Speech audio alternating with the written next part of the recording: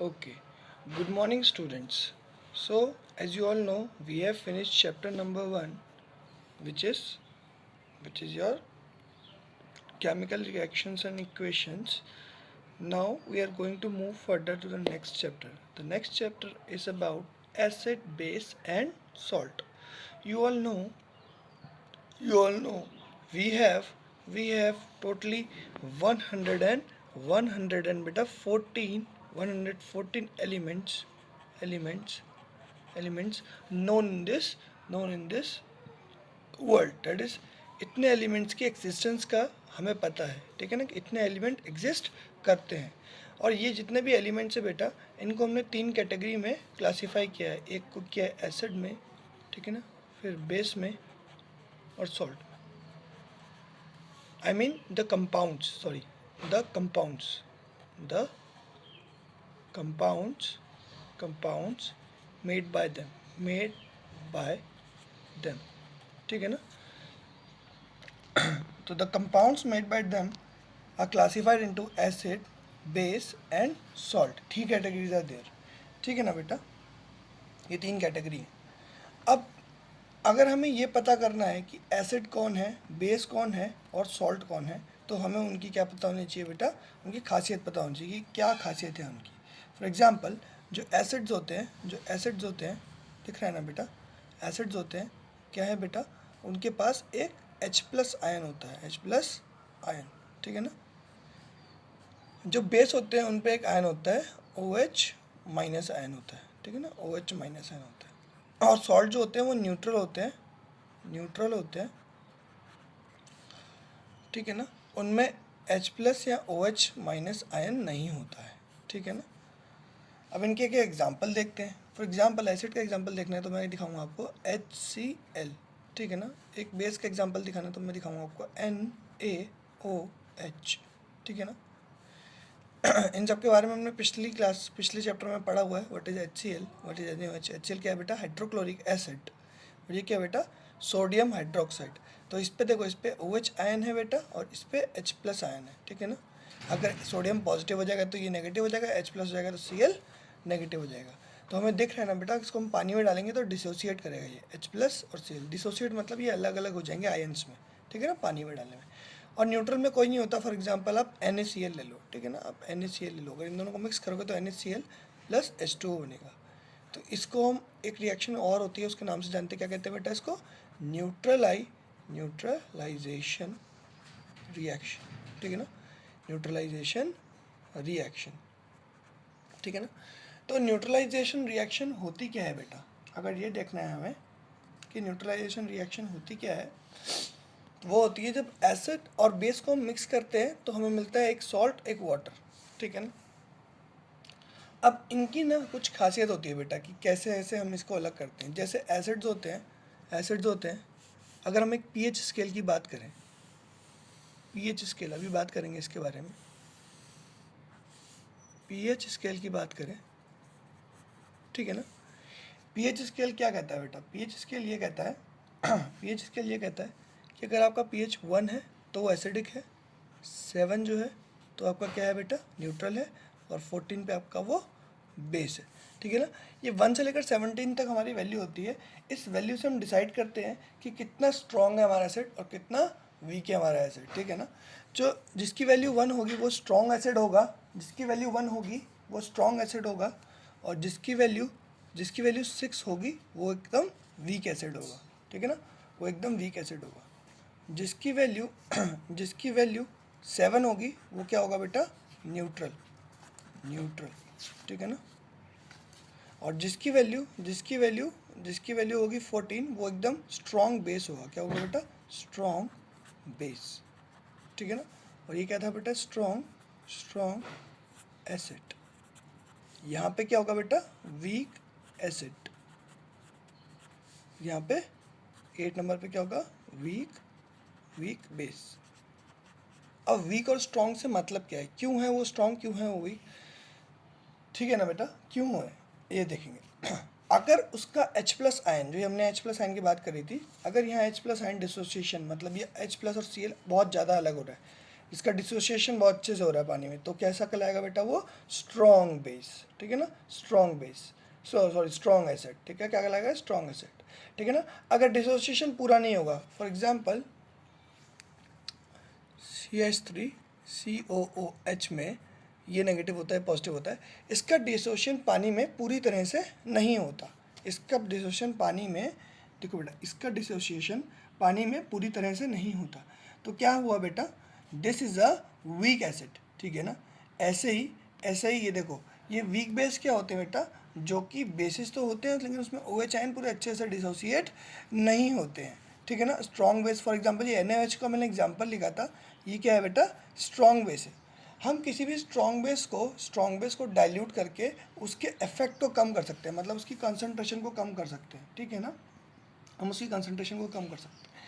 अब ये pH scale हम बताते कैसे हैं?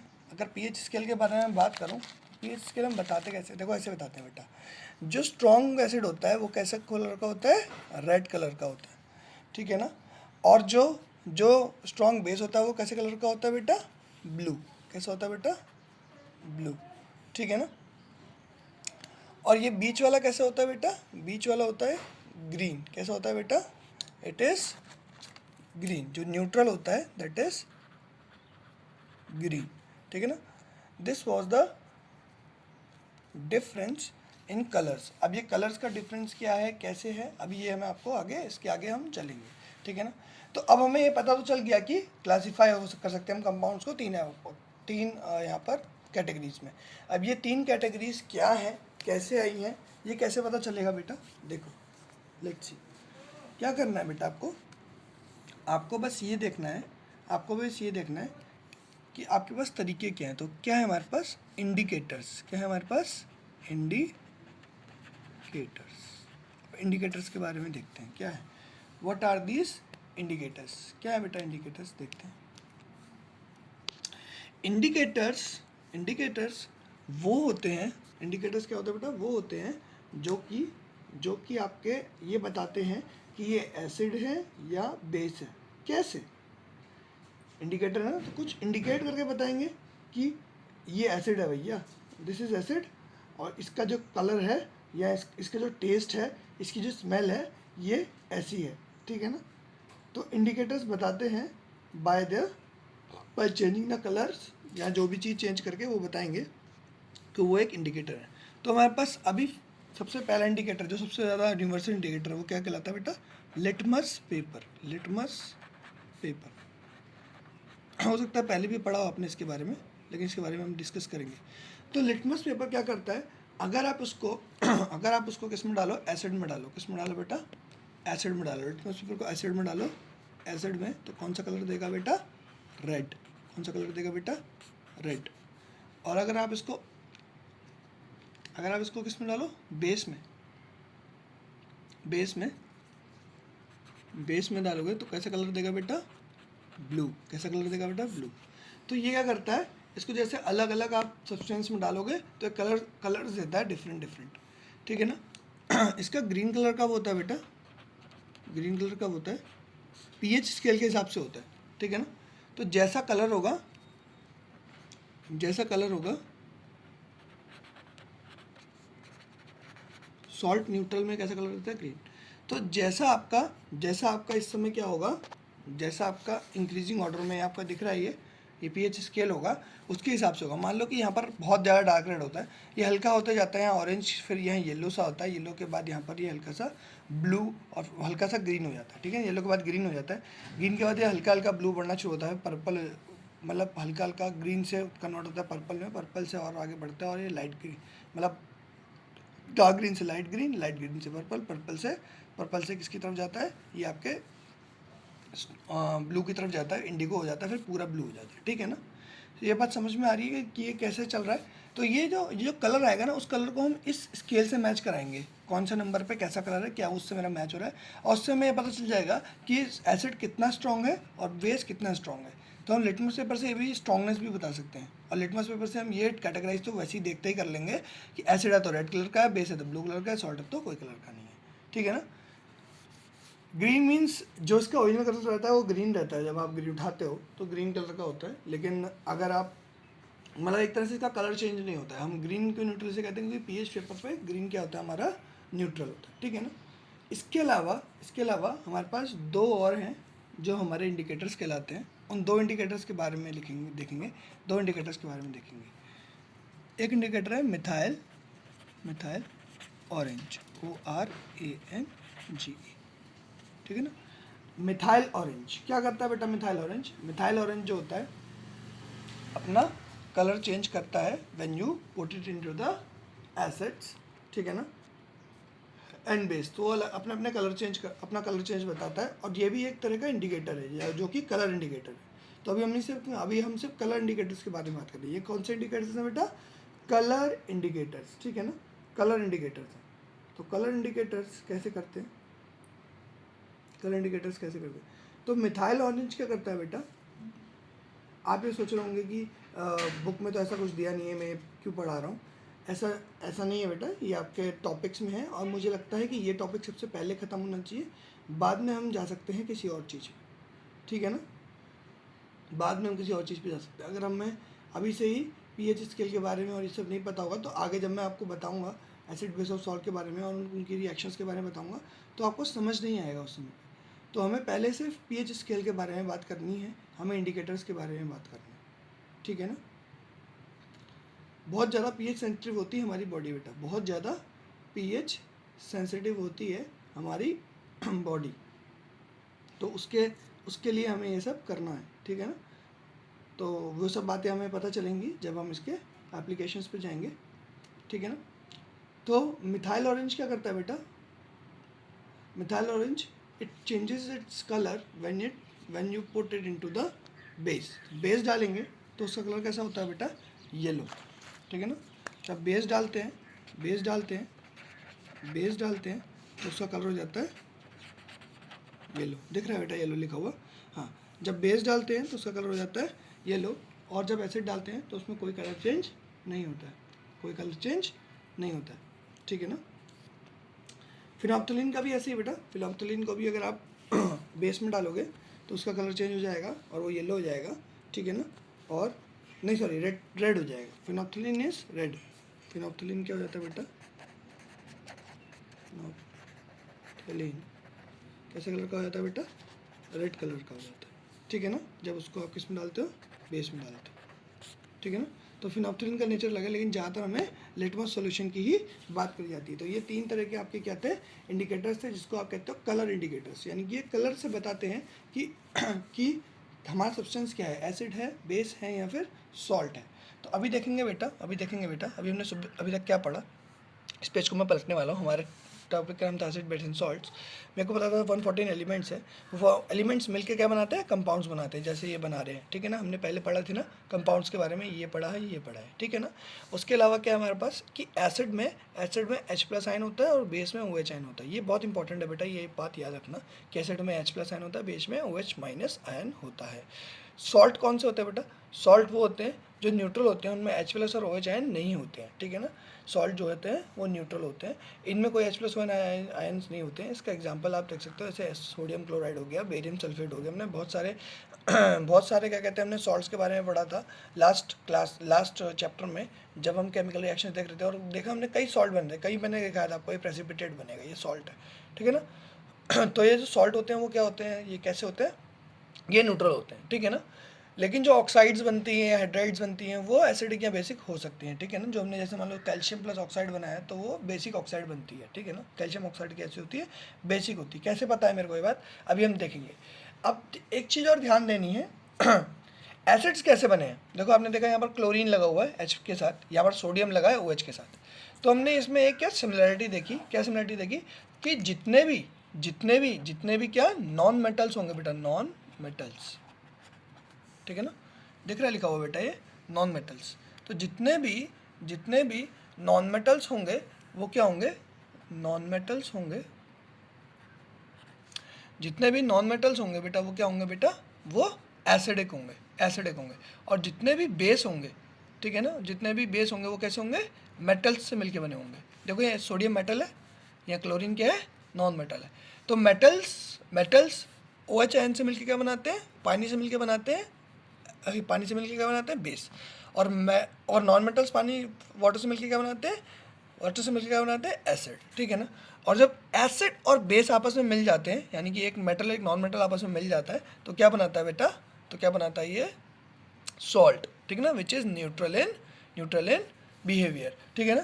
तो acid plus base, acid plus base gives salt plus water, salt plus water, ठीक है ना। ये बात समझ में आई ना बेटा, ये बात आपको समझ में आई कि एसिड और बेस अगर ऐड करोगे तो सॉल्ट और वाटर मिलता है, इसको कहते हैं आप न्यूट्रलाइजेशन रिएक्शन, न्यूट्रलाइजेशन रिएक्शन, ठीक है ना। तो आपको लिखना क्या क्या है, इसमें से आपको क्या क्या लिखना है, आपको लिखना है सबसे पहले कि there are 114 elements known in present and the compounds made by them, ठीक है ना। कंपाउंड्स कैसे बनेंगे, made by them by bonding with each other are categorized in 3 categories, ठीक है ना। 3 कैटेगरीज लिखोगे आप, क्या लिखोगे, एसिड बेस एंड सॉल्ट, ऐसे लिखोगे, acid base and salt. Acid के बारे में लिखोगे, acid have H plus ions in their dissociated form, ठीक है ना, in their dissociated form. For example HCl, ठीक है ना, when put it into the water it breaks into H plus and Cl negative ion, ठीक है ना, इतना आपने लिख लिया। उसके बाद आप लिखोगे बेस, बेस में लिखोगे base have OH minus ion in their dissociated form, in their dissociated form. For example when NaOH is added into the water it gives Na and OH negative ion, ठीक है ना। Salts, salts में लिखोगे आप, salts are neutral, don't have H और OH negative ion, for example sodium chloride, ठीक है ना। और उसके बाद ऐसे लिख लोगे neutralization reaction is acid plus base is equal to salt plus water, इतना आप लिखोगे। तो इतना लिखने के बाद अब आप ये लिख सकते हो, आप इसमें ये लिख सकते हो कि ऐसे लिख सकते हो कि कंसंट्रेशन, उसके बाद लिखोगे आप कि कंसंट्रेशन, देखो बेटा यहाँ लिख रहा हूँ मैं, यहाँ लिखता हूँ, देखना बेटा, हाँ क्या लिखोगे बेटा, कंसंट्रेशन, ठीक है ना, concentration of H plus ions और OH negative ions, concentration of H plus ions or OH negative ions tells us about the acidic and basic strength of the compound, ठीक है ना। जो कंसंट्रेशन होती है H प्लस और OH ion की, वो बताती है कि क्या स्ट्रेंथ कितनी है उस कंपाउंड की, ठीक है ना। Strength of the compound on the scale of pH, उसको बदल लिखो, on the scale of pH we have divided strong acid, weak acid, neutral, weak base and strong base according to the concentration of H plus and OH minus ion, ठीक है ना। उसके बाद आप क्या करोगे, एक pH स्केल ऐसे बना लोगे, या 1, 6, 8, 14 ऐसे लिखोगे, यहाँ पर सब होते हैं बेटा, आप पूरा लिख लेना ऐसे 2, 3, 4, 5, ठीक है ना, 5, 6, 7, 6 को आप ये वाला मान लो, 7 को ये वाला मान लो, ठीक है ना। This is 7, this was 6, this is 8, 9, 10, 11, 12, 13, ठीक है ना, 9, 10, 11, 12, 13, ठीक है ना। ऐसे पूरा स्केल बना लोगे, ठीक है ना। आपको कलर कॉम्बिनेशन चाहिए तो मैं आपको कल कलर कॉम्बिनेशन इसमें इसका पूरा बता दूंगा कि एग्जैक्टली आपको क्या क्या करना है।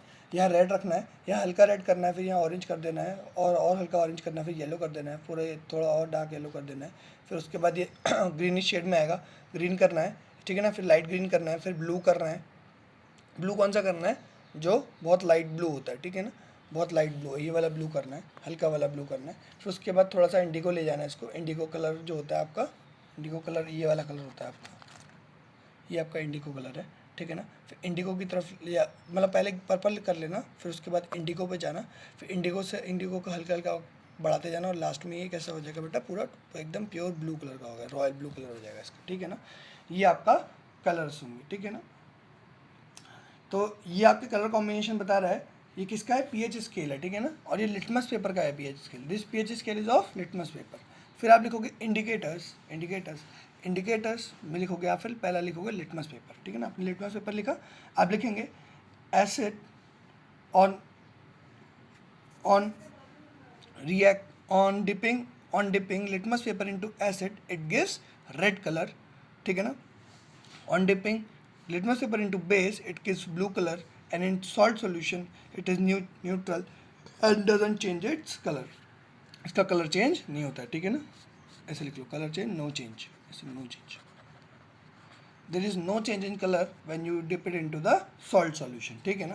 तो इतना काम करोगे तो आपको पता चल जाएगा कि एसिड बेस है या सॉल्ट है, ठीक है ना. फॉर एग्जांपल आपको एक पहली एक्टिविटी दे रखी है. आपकी पहली एक्टिविटी अगर आप देखोगे,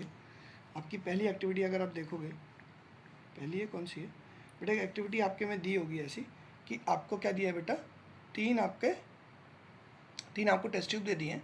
एक में एसिड है, एक में बेस है, और एक में क्या है बेटा, सॉल्ट है, सॉल्ट है.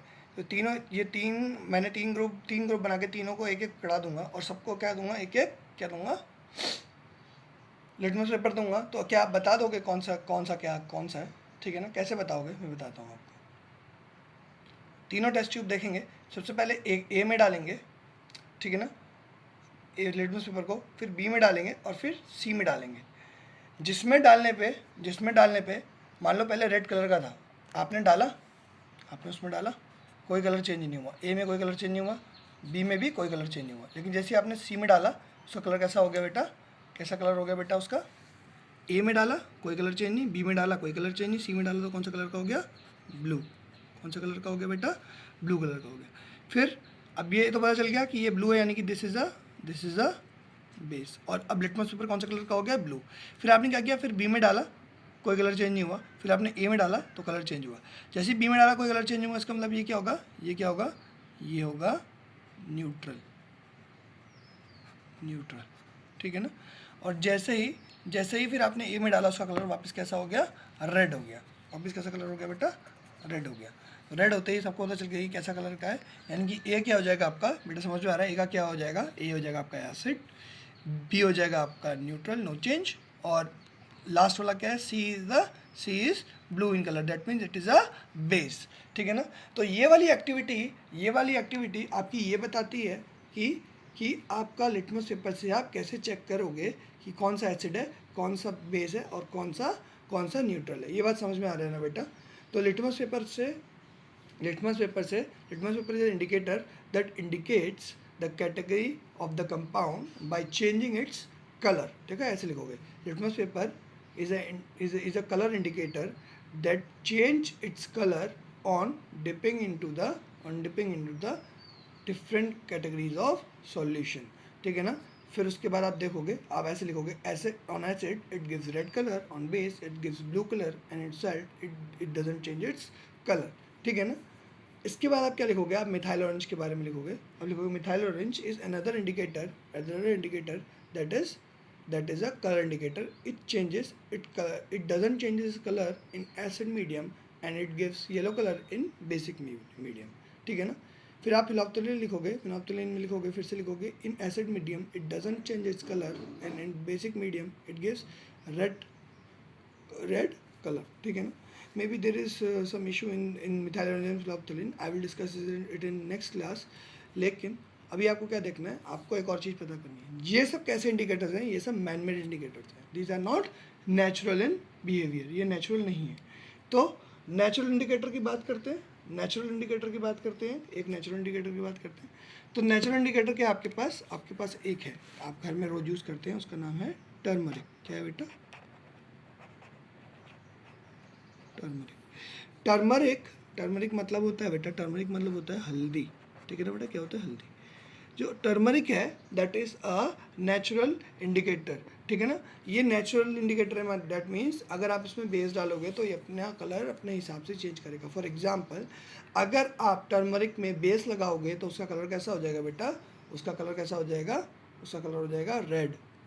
कैसा कलर हो जाएगा बेटा, बेस में रेड कलर हो जाएगा, रेड कलर इन बेस, ठीक है ना.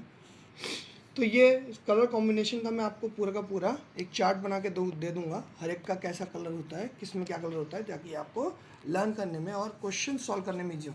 ज़्यादातर 1 मार्क क्वेश्चन आते हैं कि ये वाला अगर मैंने अगर एसिड डाला है तो इसका कलर क्या होगा, मिथाइल हाइड्रोक्साइड का कलर क्या होगा, या फिर फिनोप्थिलीन का कलर क्या होगा। मैं बोलूँगा कि मैंने सोडियम हाइड्रोक्साइड डाला, तो आपको पता होना चाहिए कि सोडियम हाइड्रोक्साइड क्या है। सोडियम हाइड्रोक्साइड एक बेस है। अगर बेस को आप लिटमस पेपर में डालोगे तो कैसा हो जाएगा, लिटमस पेपर ब्लू कलर का हो जाएगा। तो टर्मरिक क्या करता है, टर्मरिक जो होता है बेसिक नेचर में क्या होता है, रेड कलर का होता है, और एसिडिक में कोई कलर चेंज नहीं करता है। फॉर एग्जाम्पल आप देखोगे जब आपके कपड़ों पे हल्दी गिर जाती है और आप उसे धो रहे होते हो, तो आप साबुन से जब धोते हो तो उसका कलर रेड हो जाता है उस समय पे, ठीक है ना, ऑरेंजिश रेड टाइप का हो जाता है। क्योंकि साबुन जो है वो आपका बहुत स्ट्रॉन्ग बेस नहीं है, वो कैसा है बेटा, वीक बेस है। कैसा है बेटा, वीक बेस है। जो साबुन होता है वो वीक बेस होता है, तो वीक बेस होने की वजह से जो कलर होता है आपका वो कैसा हो जाता है, रेड कलर का, रेड से थोड़ा कम जाती है, ऑरेंज कलर का हो जाता है थोड़ा सा, ठीक है ना। और फिर जब आप उसे धो के सुखा देते हो, जब वो सूख जाता है उसमें से सब गायब हो जाता है, पानी वानी सब सूख जाता है, तो उसका कलर वापस कैसा हो जाता है, येलो कलर का हो जाता है। दैट मीन्स हमें समझ में आ जाता है कि साबुन कैसा है बेटा, बेस है। ये वाली एक्टिविटी से हमें क्या पता चलता है कि बेटा साबुन जो है वो कैसा है, बेस है। घर में हो आप लोग, आप घर में क्या करोगे, आप घर में करने की कोशिश करोगे कि जिस भी कपड़े में आपकी हल्दी गिरी है गलती से मान लो, या आप क्या करोगे, टर्मरिक लेना और उस पर क्या करना, सोप सॉल्यूशन गिरा देना, ठीक है ना, थोड़ा सा सोप सॉल्यूशन गिरा देना, और चेंज इन कलर देखना कि क्या वो चेंज इन कलर बता रहा है। तो turmeric is a this is a what is this is a natural indicator, ठीक है ना। Turmeric is a natural indicator that helps us in categorising acid, base and salt, ठीक है ना। और टर्मरिक क्या करता है बेटा, रेड कलर का हो जाता है जब वो बेस में हो, और जब एसिड डालते हैं तो उसमें कोई कलर चेंज नहीं होता। There is no change in colour when you put turmeric in acid medium, ठीक है ना। तो इसके लिए भी आप लिखेंगे, टर्मरिक के लिखेंगे, turmeric is a natural indicator that gives red color when you put it into the base, and it doesn't change its color, that is it doesn't change its color, there is no change in color when we put it into the acid, ठीक है ना, we put it into the acid, ठीक है ना। तो इसके लिए आप एक्टिविटी अगर लिखना चाहें तो अपने आप से लिख सकते हैं, ठीक है ना। मिथाइल ऑरेंज और फिनोप्थिलीन का मैं आपको पूरा प्रोसेस अच्छे से बताऊंगा, ठीक है ना, पूरा प्रोसेस अच्छे से बताऊंगा। नेक्स्ट क्लास में आपको प्रॉपरली मिथाइल ऑरेंज और फिनोप्थिलीन का लिखवाऊंगा, या फिर मैं आपको रिटन नोट्स दूंगा, आप उसमें से कॉपी करेंगे, ठीक है ना। तो आज के लिए इतना ही बेटा। नेक्स्ट डे कल से हम क्या एसिड्स के बारे में डीपली पढ़ेंगे कि व्हाट आर एसिड्स, ठीक है ना। एसिड्स की प्रॉपर्टीज़ के बारे में पढ़ेंगे, फिर बेस की प्रॉपर्टी के बारे में पढ़ेंगे, फिर सॉल्ट की प्रॉपर्टी के बारे में पढ़ेंगे, ठीक है ना। तो आज की क्लास समझ में आई बेटा, गुड। तो इसको एक बार रिवाइज कर लेंगे, ठीक है ना। मैं आपको इसकी पूरी एक फ़ोटो दे रहा हूँ, ठीक है ना। इसके अलावा मैं आपको इसकी पिक भेज दूँगा अगर आपको चाहिए समझने के लिए कि मैंने आज क्या पढ़ाया, ठीक है ना। Thank you for the class.